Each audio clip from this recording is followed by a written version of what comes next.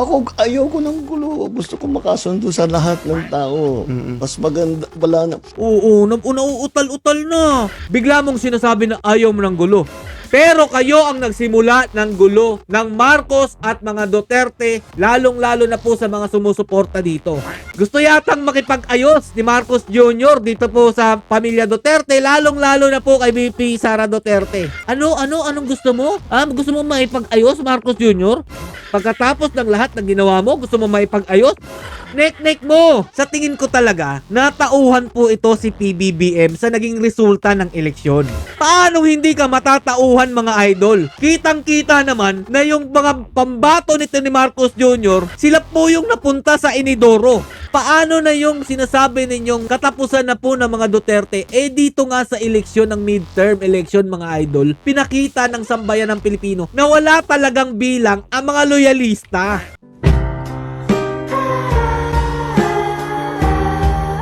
Yo, what's up mga lods? It's Miguel Peps TV. Welcome back po sa ating channel. Ito na naman po si Bongbong Marcos Jr. May panibagong drama na naman po siya. Pero inyo, sa haba-haba ng mga taon na dumaan, ngayon niya lang to naisipan. Ang lupit po ng interview dito po kay Marcos Jr. ni Katon Ying. Bigla pong bumaliktad yata ang utak nito at sinabi niya dito na ayaw niya daw po ng gulo. Ngayon nyo pa yung naisipan nung natapos yung midterm election. Bakit? Natauhan na kayo, no? O eto, para sa inyong kaalaman, i-share nyo po ito sa mga tansong talangka na panay po sabi ng mas marami daw po ang mga loyalista kaysa daw po sa mga naniniwala sa Duterte. Eto na po ang pagkakataon para sampalin po sila ng katotohanan. O eto, pakinggan na mabuti ang sinasabi nitong Marcos Jr. na to ha. Ako, ayoko ng gulo. Gusto ko makasundo sa lahat ng tao. Mas maganda, wala na. Oo, nauutal-utal na. Ayaw niya daw po ng gulo mga idol. Pero ilang taon po nilang ginulo ang mga Duterte, pinagbintangan, ginawang masama, dinungisan ang pangalan, kung ano-ano pong mga issue ang binabato po sa mga Duterte. O nalaman nyo na hindi epektibo yung ginawa nyong paninira sa mga Duterte, kaya ka nagkaagad to Marcos Jr. May pa-interview pa to kay Katon Ying. Dati nga, ayaw mo naman na humarap sa camera, ngayon bigla kang lumabas. Para kunyari, mabait ka. Ito naman si Katon Ying, sinabi niya, napakabait niyo po talaga, Bongbong Marcos Jr. Ang lupit mo rin, Katon Ying, no? Akala ko patas ka magbalita, patas ka sa interview. Pero hindi mo naman tinanong, ayun nyo pala ng gulo bakit ginulo nyo ang mga Duterte? Dapat ganun yung ginawa mo, baka mas marami ka pa naging views doon. O ito pa, tuloy na natin. Marami na akong kaaway. Hindi ko kailangan ng kaaway. Kailangan ko kaibigan. Hindi niya daw kailangan ng kaaway, kailangan niya ng kaibigan. Nung umpisa mga lodi, away sila ng away sa mga Duterte. Gusto po nila ipadakip si Tatay Duterte. Tapos ngayon, lumalabas ang katotohanan. Bigla mong sinasabi na ayaw mo ng gulo. Pero kayo ang nagsimula ng gulo ng Marcos at mga Duterte, lalong-lalo na po sa mga sumusuporta dito. Gusto yatang makipag-ayos ni Marcos Jr. dito po sa pamilya Duterte, lalong-lalo na po kay VP Sara Duterte. Anong gusto mo? Gusto mo maipag-ayos, Marcos Jr.? Pagkatapos ng lahat ng ginawa mo, gusto mo maipag-ayos? Nek mo! Parang ganun no? O ito, tuloy pa natin. Kagaya na sabi ko sa'yo, pagka... hindi ko... magko-confess ako dito. Hindi niya masabi, mga lodi. Nauutal-utal siya. Hindi niya maalala yung script na sasabihin niya. Magko-confess daw po siya dyan sa interview ni Katon Ying. Nung umpisa mga lodi, naalala nyo? Bago po ang eleksyon, 2022, sinabi niya mga lodi, first time daw po maibo-broadcast yung ginawa niyang pagpapadrug test. Scoop daw po yun kay Katon Ying. Kayo po ba handang magpa-drug test?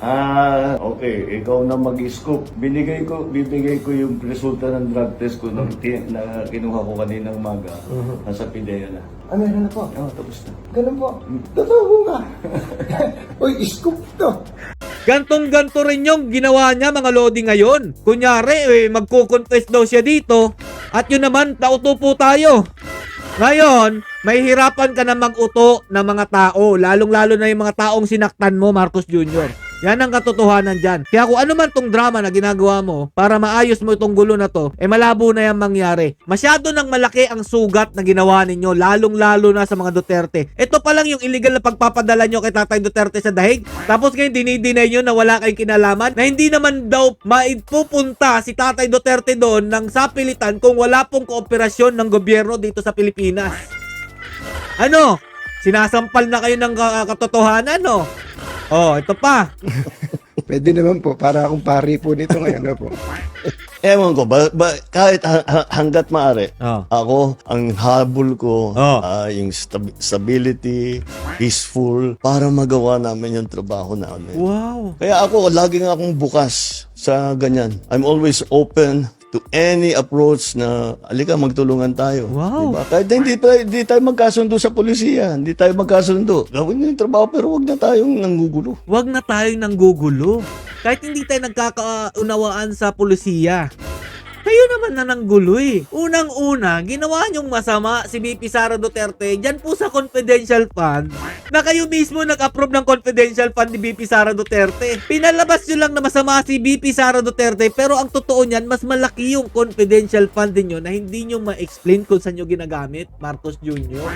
Tapos ngayon sasabihin nyo gusto nyo maipagtulungan, makipagkaisa, mas priority nyo ang mga kababayan nating naghihirap, pero ang ginawa ninyo na paglalatag ng impeachment kay VP Sara Duterte, nakatulong ba sa mga kababayan nating Pilipino?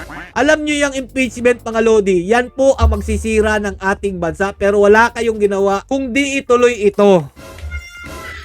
Di ba nga minadali pa yan sa Congress? Imposible hindi mo yan alam, Marcos Jr. Pinsan buo mo yan si Martin Romualdez. Sino yung mga pumirmang kongresista? Diyan pa lang natauhan na kayo dahil puro yun halos nagtatataloy. Hindi nakapasok yung mga kongresistang pumirma para po sa impeachment kay VP Sara Duterte. Kung meron man nakapasok, baka yung mga kongresista na yun, meron talaga silang napatunayan sa kanilang lugar. Pero ito sila Abante, Kimbo, si Dan Fernandez, lalo na yun si Mr. Contempt, hindi po pinala dahil wala naman po talaga silang ginawa kundi ang siraan ng siraan ang mga Duterte. O paano na yan? Napalitan na yung tinuturo yung kaalyado dyan sa Congress. Naging malaki rin yung pagbabago nung nanalo po ang ilang PDP laban senatorial slate ni Tatay Duterte. Sa tingin ko talaga, natauhan po ito si PBBM sa naging resulta ng eleksyon. Paano hindi ka matatauhan, mga idol? Kitang-kita naman na yung mga pambato nito ni Marcos Jr., sila po yung napunta sa Inidoro. Dito po sila natauhan, sa tingin ko lang. Sa absentee voters na nag-vote straight po sa Duterte at yung plus 2 po na sinabi po ni Tatay Duterte at saka ni VP Sara Duterte. Yung mga alyansa ni Bongbong Marcos Jr., ayun po, nasa ilalim po sila. Tinalo pa po sila ni Willie Rebillame na independent.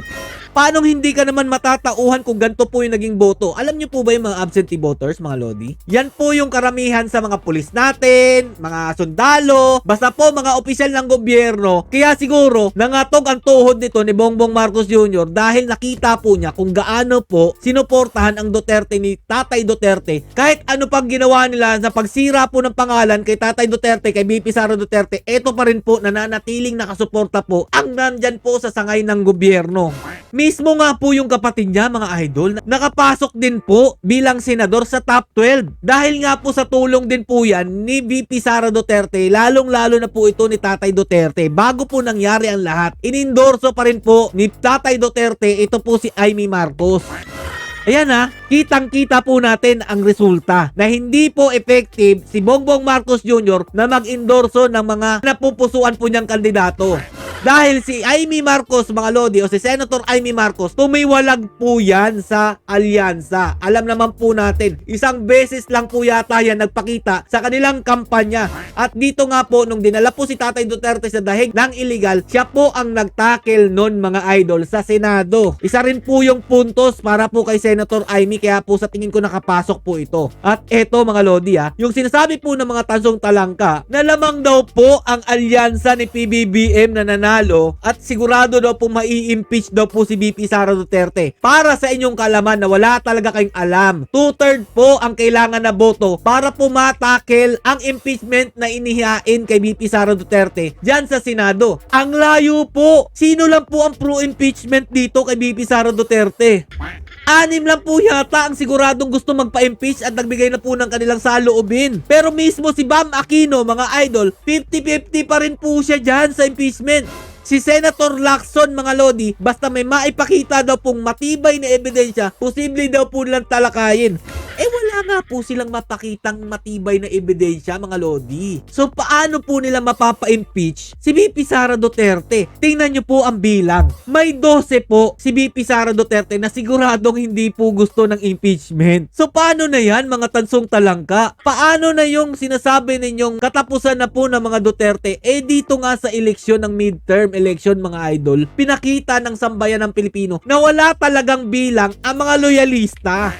O nasasaktan na naman kayo, i-report nyo na naman yung page ko. Ito lang sasabihin ko sa inyo, kahit ilang beses nyo pa i-report ang page ko, gagawa at gagawa pa rin ako ng panibagong page. Hindi ako titigil hanggat hindi kayo natatauan sa mga pinagsasabi ninyo na malakas pa rin ang Marcos Jr. sa kabila ng ginawa nitong paninira sa ating bansa, lalong-lalo na sa mga Duterte. Maayos na yung Duterte administration itutuloy mo na lang Pero anong ginawa mo? Kinuha mo yung mga budgets na hindi mo naman kailangan dapat kuhanin. Meron na nakalaan na budget doon sa iniwan ni Tatay Duterte ng mga proyekto. Bakit wala kang ginawang proyekto na sarili mo? Bakit lahat ng mga inanugura mo, Bongbong Marcos Jr., galing pa kay Tatay Duterte yun at sigurado na ang pondo doon. Sinabi niya yun, mga idol, na bago matapos ang kanyang termino bilang Pangulo ng ating bansa, sigurado na po na meron ng budget na nakalaan doon. Pero bakit naglaho bigla? Ano na? Kaya pa ba? Galit na naman kayo, mga tansong talangka. Nasasaktan kasi kayo dahil totoo yung mga sinasabi ko dito.